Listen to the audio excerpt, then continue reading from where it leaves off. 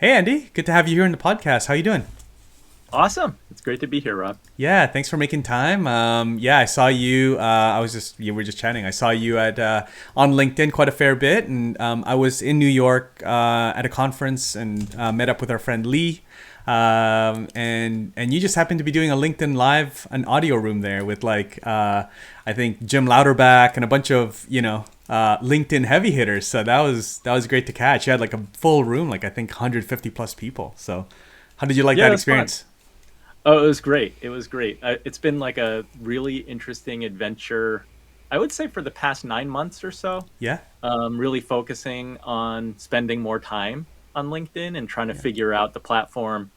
So I'm relatively new to it, but just trying to figure out my way. I think it's a great place. And being a financial advisor for years, I'd been Yeah. telling myself that, oh, it's a professional business platform. It makes sense that I post there.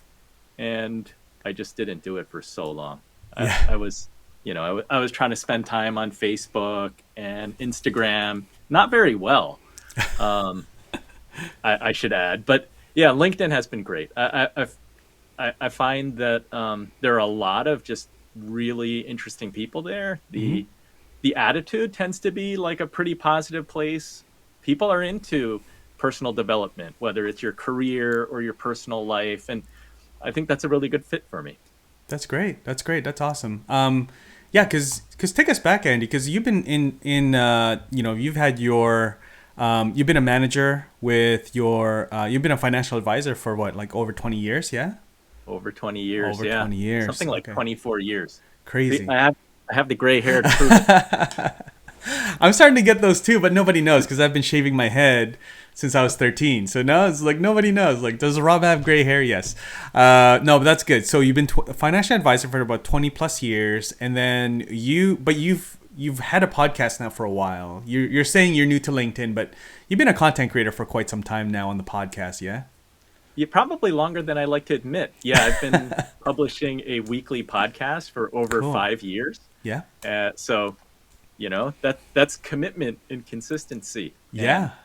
I would say that sometimes my wife questions, she's like, "Do you really need a weekly podcast? Maybe you should do like once every 2 weeks or once a month would be enough." But yeah, I guess I caught the bug and just really enjoy doing it.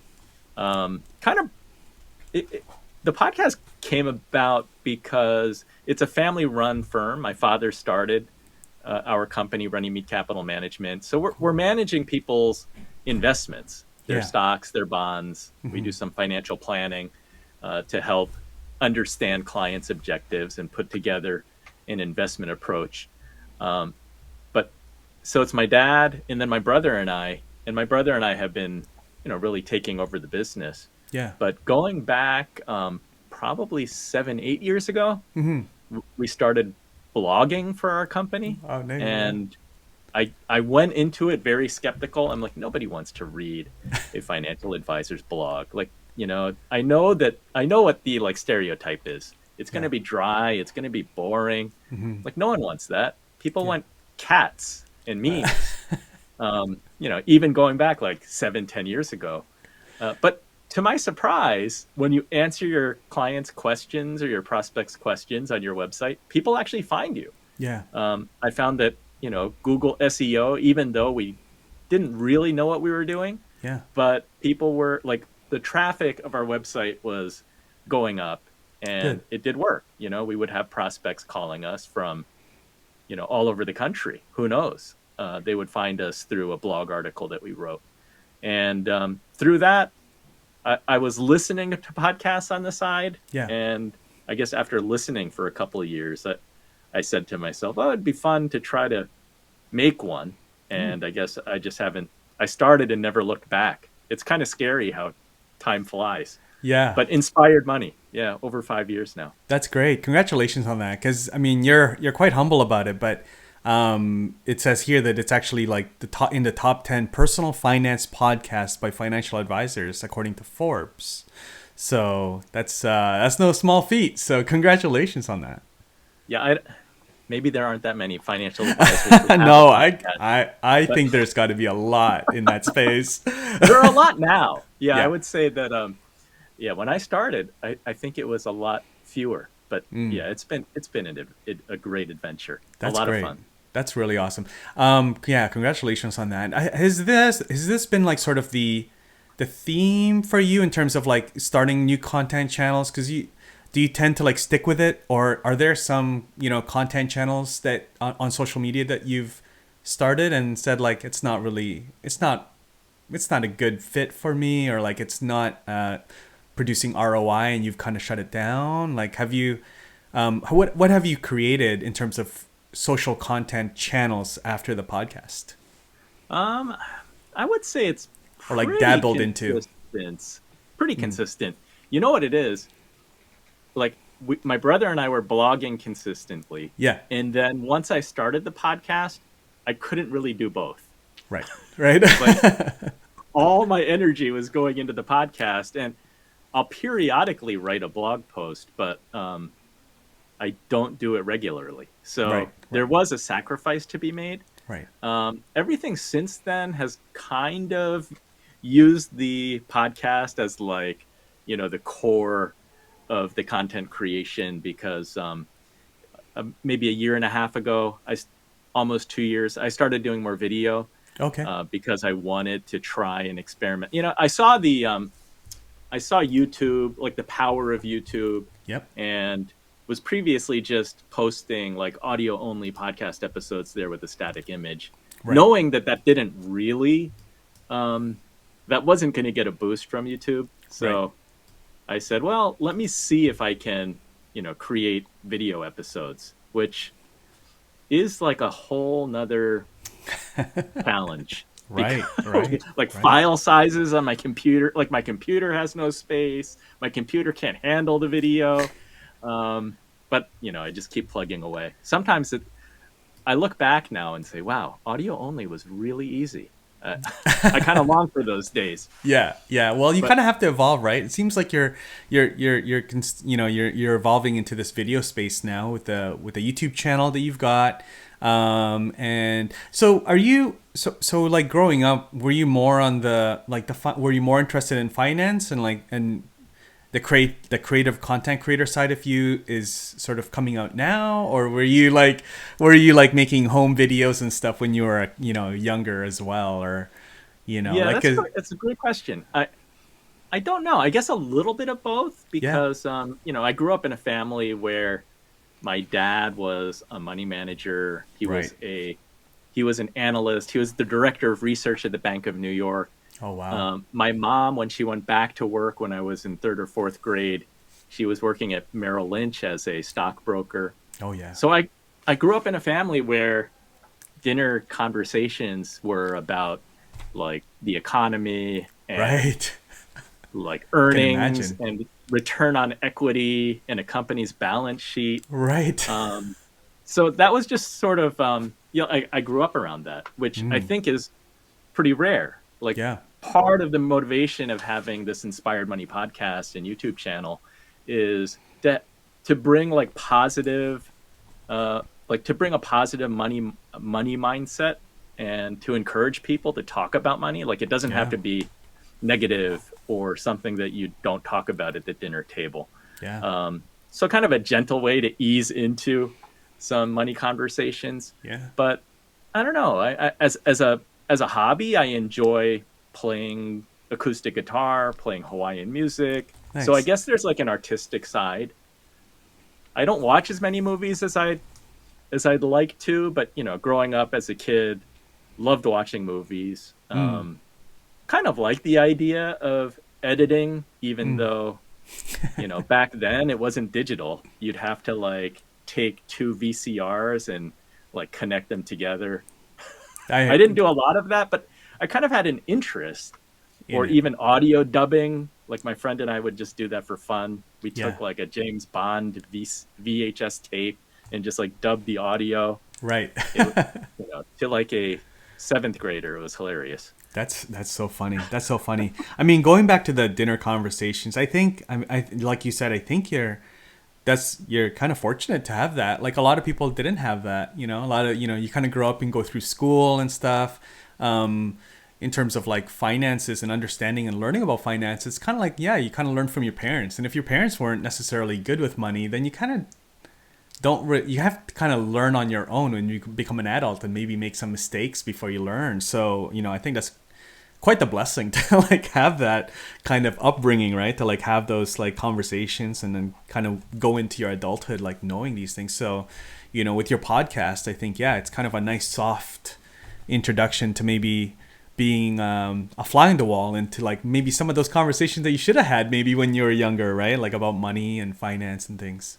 Yeah, I mean, I think even with like the kind of head start that I had with my parents giving us money lessons, we all make mistakes. Yeah. So it's just an inevitable part of growing up that we have to deal with our money. It's unfortunate that we don't get enough personal finance education in school. So as you said, everybody's just trying to figure it out.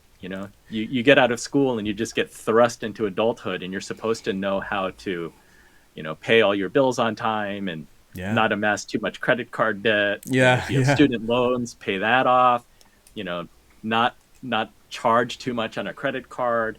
And, for those who get a job and they have a 401k plan, there's not even a lot of education, I think, for the company employees on what should you be doing, like how much should you contribute. You get some basics, but everyone's trying to fly by the seat of their pants, and hopefully you limit your mistakes and don't make really big ones. Yeah, exactly. Not you can recover if you do, right? It's recoverable. Exactly. Yeah. I mean, on that note, I'm really curious to hear your thoughts. Can you, as you now, like with this background in finance, you're in finance and you're talking to people about it, and you're coming across a lot of content creators now. You're rubbing elbows. Correct me if I'm wrong, Andy. Were you in the LinkedIn Accelerator program as well? I was. The one that just completed, which I think was the second in the United States. And it's the first one that it was thematic. They had a theme of technology and innovation. Nice. But LinkedIn, I think in the last 12 plus months, they've really invested a lot of money and I guess sweat, like personnel. They hired a staff of content creator managers. And they've been encouraging creators to post on LinkedIn regularly. The content creator managers are there to support you. So that's one of the reasons why I started back in March of this year. One of the creator managers had reached out to me asking, are you interested in working with a manager? I'm here to answer your questions and to give you like best practices, really to help you understand how to use LinkedIn better. And, that's been a tremendous resource for me. And then through that, since I was just spending a lot more time on LinkedIn, posting probably 3 days a week at a minimum. Probably doing closer to daily right now. Wow.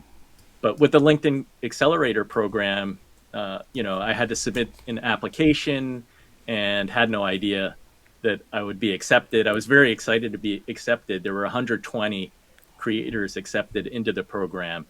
And again, it was, a lot of resources. They did a lot of workshops to, give you training and encouragement. There was some mentorship, like Colin and Samir were part of like the sort of mentors for this cohort. And we all had, I think each creator had kind of a project in mind that we pitched in the application. And, what was yours? Tremendous. Mine was to do more LinkedIn Lives. To come up with, because I thought it would be a really nice compliment to the podcast. Podcasting I love, but one of the downsides of podcasting is that you kind of create it in a vacuum and you hit publish, and then it's hard getting interaction from listeners or viewers. Making the switch to YouTube, I think with the comments, I do get some. It's easier for somebody who's watching YouTube to leave a comment. But when someone's on their smartphone and they're driving, like there's more friction for them to finish listening to the podcast, and then they have to go email me or figure out how do they reach me. So it just doesn't happen as often. Right. So because of that, I was interested in, all right, let's look at LinkedIn Live as sort of an offshoot of Inspired Money Podcast. Can I create like some panels with, it's like kind of investment related topics, and again with this theme of technology and innovation. So a lot of latitude there. Like I could talk about cryptocurrency, I could talk about Web3, I can talk about artificial intelligence, and kind of with a lens of looking to the future. What are trends going to be, the next 5 years, the next 20 years? Because as investors, we want to know what are the mega trends that we want to invest in, right? For like for our future, really. Yeah. And our kids' future. Yeah, that's good. That's really good. Yeah, I saw your name there for the program, and I was like, fantastic. That's awesome. Also, shout out to, I don't know which creator managers you're working with, but I know Cayman Rojas has been a really good friend of mine there, and also Jane Kim has been awesome as well. So yeah, shout out to the creator managers on LinkedIn. They're doing some great work. Like every now and then, I'm sure you get them too, like the little updates, by email, like, hey, this thing's gonna be launching. Yeah, they're just doing a lot of Jane awesome and work. Cayman are great. I've met them in the New York office. Yeah. My creator manager is not in New York. I work with Jessica, and she's fantastic. Hopefully, I'll get to meet her eventually. Yeah. Oh, That's great. I didn't mention this Creator Accelerator program. I encourage your listeners and viewers to check it out if they open up another application for the next cohort, because there is a financial grant included, which is really nice. Yeah. Of up to $12,000 in this last round. I think it was higher the first round. It was a longer program the first go around. But it's really nice as a creator, right? That's really good. There's a financial grant, and you're kind of getting paid to experiment. Yeah. And take your idea and make it happen. That's awesome. I have a lot of respect for what LinkedIn is doing. They've really changed and transformed as a platform, I think, in the last 3-4 years, I would say. Like a lot more, like you said, like Colin and Samir are here. These traditional YouTube creators are now here, and a lot of their managers and the people that are helping them make some business decisions and grow their businesses are also here. So it's a fantastic platform. I want to ask you about you're also the co-founder of, I'm ironically going through your LinkedIn profile right now. And I see that you're a co-founder of the Asian American Podcasters, I guess, Association, I'm assuming, or community. Yeah. So tell us about that. How did that come about, and what's kind of the mission of the Asian American Podcasters? Well, my friend Lee Weihara reached out to me one day. I don't know how many years ago now, 3-4 years ago. Out of the blue, and she was like, "Oh, are you interested?" And I had met her at a podcast movement, sort of meetup in New York City, and then a few months later, I think she sent me a text saying, "Oh, would you be interested in setting up a Asian American Podcasters Association?" Nice. And I said, "Sure." So it started out as a Facebook group, and I think the idea is just that, Asian American voices, I feel like we're invisible a lot of the time, whether you're in corporate America or, you just walk around. I mean, I have friends, especially Asian American women. I was at an event in New York City one time, and I said, I don't think we're allowed to go in that area. And she's like, "I'm Asian. I'm like invisible. I can walk out. I can go over there and check it out, and I'll come back and let you know." She's like, "Nobody sees me." Oh, wow. I don't know if people can relate to that, but I think with podcasting, the power is that, you can create a show, and there's no gatekeeper. You're not pitching a program director or somebody at a radio station. It's not like you're trying to get a movie made and you need to, you're talking to producers. With a podcast, you can do it relatively low cost, and there's no gatekeeper. You can get a lot of distribution. You just hit publish, and you can distribute it to all the, podcast players and directories.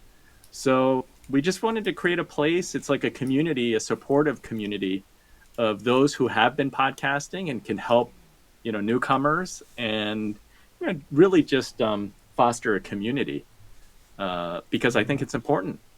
What has been a nice surprise is that I think that as we slowly find who are the podcasters out there, Yeah. because it's never categorized by like your ethnicity or your background.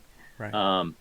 But as we slowly build like this directory of Asian podcasters, Asian American podcasters, sometimes people from Canada, they're like, can Canadian Asians apply? We're like, yes, everybody's included. Perfect. That's good to know. Like one girl in France, she's like, I'm in France. I'm like Asian European. I'm like, yeah, come on in. Yeah, just come on. Yeah. And yeah, what's really cool is that I think all the podcasts, it kind of covers like all the categories. That's cool. There's comedy, there's sports, there's business, there's I think everything, which is cool, right? You want that diversity of creators. Like they're sort of news focused or entrepreneurship. Yeah. And it's really nice seeing creators sort of across the board, all categories, which is nice. Yeah. Yeah, I love that you guys have done that. There's I can definitely relate. I mean, being Asian myself, I mean, it's kind of an interesting space that I'm in. I mean, a lot of people actually a lot of I don't know, maybe I have, maybe I haven't, but I haven't really like experienced any sort of like in terms of my role at where I work. Like I feel like opportunities are kind of equal, but I don't know if that's because I kind of grew up. I moved to Canada when I was 10, so I don't know. I kind of grew up in almost like in this Canadian American culture, and when people talk to me, if they don't see me, they don't even realize that I'm Asian, like I'm Filipino, and they're like, oh, you're Filipino. When I turn the camera on, they look at my last name. Actually, funny enough, Andy, they think I'm Greek because of my last name. Then they're just confused. They're like, what is this guy? Like, who? I don't. We don't know what category to put him in. But yeah, no, I love that you guys are doing that. There's another group. I met some guys down in Los Angeles earlier this year at Adobe's conference, and they have sort of like an Asian creator, Asian influencer group. And I was like, yeah, fantastic, And one of the things they said was really like kind of really opened my mind is that, a lot of these brands, they want to support different ethnic groups, Black creators, Latin creators. But Asian creators, there's no real like central sort of community or network association that they can just like easily tap into that audience. So that's because we're all supposed to be doctors and lawyers. We're not supposed to be creators. That's like we're the black sheep. Yeah, or financial analysts, which you did actually. So financial managers. Yeah, financial services is okay. That's popular now. Yeah. Yeah. No, it's interesting. I love that you guys have done that. Yeah, no, that's really good. Where did you grow up? Andy? Did you grow up are you born and raised in New Jersey, or? I was born north of New York City. Okay. And yeah, pretty much my whole life I've been in New Jersey. I've been on the East Coast. Gotcha. Yeah, I think with the Asian American Podcasters Association, it's just important to, have a community where people can feel comfortable and support one another. Yeah. I just find that if we're going to generalize and stereotype, Asians tend to be pretty independent or like very family focused, but not always like very good at working together in like a larger, as a larger community. And I think it's important, and it's a little bit challenging because it's a very diverse group, right? I mean, Asian, like how many countries does that represent, and how many different languages potentially can that represent? It's a lot. It's a lot. I think that some people don't understand the difference between a Filipino, a Chinese, a Japanese, a Korean, Vietnamese. These are all different countries. So it's kind of a lot just to throw under like an Asian umbrella, but that's what it is. So I think that we can all like help one another. Yeah, it's a good place. You're starting it anyway, right? I mean, it's been around for a few years now, which is great. Like at least you're starting, and then like, people are coming together for it. So what do you guys? Is there anything that you guys do on a regular basis? There's a Facebook group you mentioned? There's I'll a definitely Facebook link to group. this in the show The notes. big But one, the big one is the Golden Crane Awards, which cool. is an I love that annual name. awards Yeah. show, really recognizing podcasters in our community. Yeah. Cool. And I think that that's a fun one because it's always good just spotlighting and recognizing. It's like, shows in our group that should be recognized. I think Yeah. that many times they don't get the recognition that they deserve. Yeah. And because it's all different categories, it's nice, and it's a good reason for the community to get together, and it's a happy occasion. It's been virtual every year. Maybe eventually we'll do it in person, but Yeah. I think the plan, it's been happening every December. Mm, I think we're going to postpone it into the new year so that Lee and I have more time to plan it that's good. appropriately. Yeah. But yeah, it's always been a fun event. I mean, a virtual event, but black tie. And Yeah. people actually get dressed up. Oh, It's that's great. cool. That's really cool. That's really cool. I would love to see that in person when that happens. That Yeah. would be cool. Yeah. I love that. I love that. I know Lee wants to do it in person. I've been lazy to jump on a plane. I'm like, I'm fine virtual. Kind of happy just doing it in my house. we just tell them like it's got to happen in New Jersey or New York, so you don't have to fly or anything. I'm That's sure what she there's was trying to plenty. convince me. She's like, Yeah. we'll do New York. We'll do New York first. Yeah, yeah. I'm sure people would love an excuse to go to New York, right? So yeah, I think That's that'd true. be great. That's That'd be true. great. Very cool. Yeah, I'll definitely link to that in the show notes for the group and everything. So I'll get that from you afterwards. But okay, time is flying. I want to make sure I ask you before I let you hop off, Andy. Being what I was leading to with now you're rubbing elbows with like the LinkedIn Accelerator program and members there, and big creators on LinkedIn and everything. I'm curious if you have any tidbit advice for creators in terms of finances. Especially the creators that are kind of like coming across, more money than they're typically used to, through brand deals or just the success they've had through their YouTube channels and like content they're creating, selling digital products and memberships and things like that, what are some advice? Like, is it, I kind of akin to it almost as like an athlete that goes from college to the NBA. All of a sudden they've got a bunch of money. Like, what do I do with it? Yeah, it can. It can be, right. Well, I think that what you're alluding to, one is that there's like this massive potential for multiple streams of income. Yeah.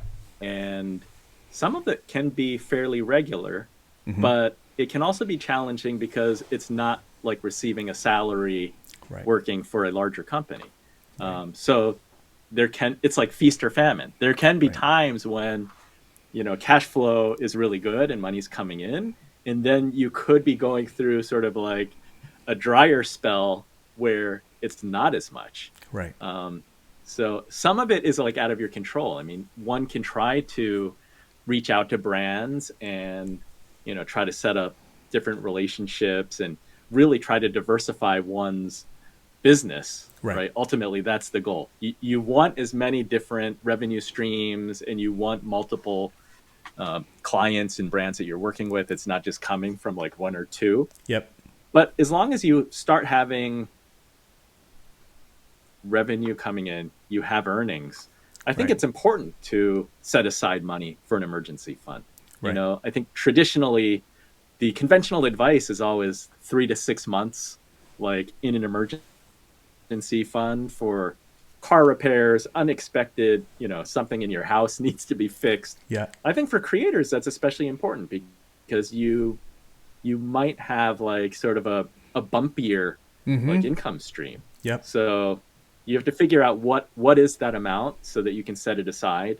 Many of us are, I had my business as a financial advisor, but full-time creators, you're in a different boat. I think it's important to think about retirement and, setting up a retirement account. So that could be like a self-employed IRA account. It might be a solo 401k account, but there are different retirement accounts that you can set up and be socking away money that can grow tax deferred. Right. You want some money that you're saving and investing for retirement, because that's the money that potentially can be growing while you're sleeping. Right. Right. Right? You're like invested in stocks, you're invested in mutual funds or exchange traded funds. The simplest thing is just invest in the S&P 500. Own the like largest 500 Right. companies, or very well respected 500 companies in the United States. And it's been proven over time that you just buy the S&P, it can be owned very inexpensively, like very low fees. Right. And you do that for 20 years, 30 years. At the end of 30 years, you're going to have a lot more money than you expected. Good. Odds are. Odds are. So I think that those are things that creators need to think about. It's like, don't just think about today or this year. You need to be thinking about 25 years from now. It's like, do some planning. It doesn't just have to be stocks and bonds. It could also be, I know that creators are investing in real estate. Same thing as your business. You want diversification and you're trying to figure out, how can I create different streams of income? Mm-hmm. So there are those that are buying an apartment and renting it out so that they have rental income coming in. There are all different ways. And I think that the key is to put a plan together so that you can figure out, what are your goals and how are you going to get there? Yeah. It's no different than creating a content calendar, being organized. But I think that people need to do that with their finances too. I love that. I think that's really good advice.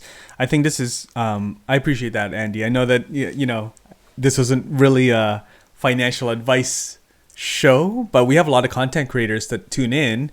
And I think it's super important, investing, everything that you shared, because these are sort of the prime money-making years of your life. Make sure you're putting away for retirement and planning all those things as well. So this has been really fantastic. I know that there's more of this type of content like on your podcasts and everything. So I'd love for you just to share where people can find you, your different content, your channels, your podcasts. What's the best place to do that? Yeah, the easiest place is to go to inspiredmoney.fm. That'll take you to my website, which is also my financial advisory firm website. And, you can find me on LinkedIn. You can find me on Twitter. Odds are, if you search for Inspired Money, you'll find me.